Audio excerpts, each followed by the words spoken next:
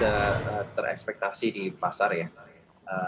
Dengan seperti yang tadi dibilang konsensus sudah expect ada penurunan 25 basis points di BI rate, melihat angka inflasi yang all time low atau 20 tahun terakhir terendah.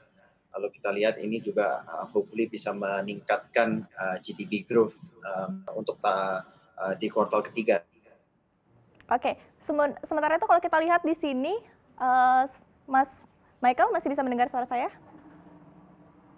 Ya. Ya, ya, Mas Michael. Kalau kita lihat di sini di bursa saham tanah air itu satu-satunya yang menghijau begitu kalau kita lihat dibandingkan dengan bursa-bursa saham di kawasan Asia lainnya. Nah, seperti apa tanggapannya? Apakah ini emang artinya ada gairah dari pasar begitu untuk masuk ke tanah air ini disebabkan oleh apa begitu? Apakah ini salah satunya akibat dari China begitu yang kita lihat bahwa pertumbuhan ekonominya rebound di kuartal 2 2020 ini?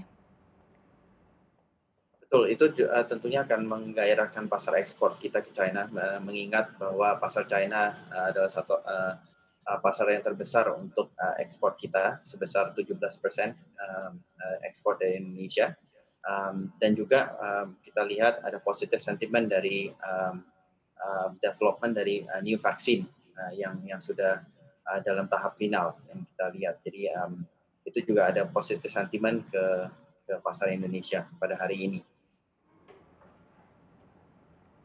Oke, kalau kita lihat di sini sebelumnya beberapa waktu sebelum BI akhirnya memutuskan untuk memangkas suku bunga itu kan ada beberapa analis yang melihat bahwa ini sebetulnya berdampak negatif bagi rupiah, begitu responnya adalah negatif. Nah, kemudian seperti apa Anda melihatnya? Apakah betul dengan pemangkasan suku bunga ini menjadi sentimen negatif untuk rupiah? Betul, itu salah satu resiko yang kita lihat, tetapi tentunya pemotongan suku bunga itu akan sangat baik untuk pertumbuhan di loan growth dan juga di ekonomi Indonesia.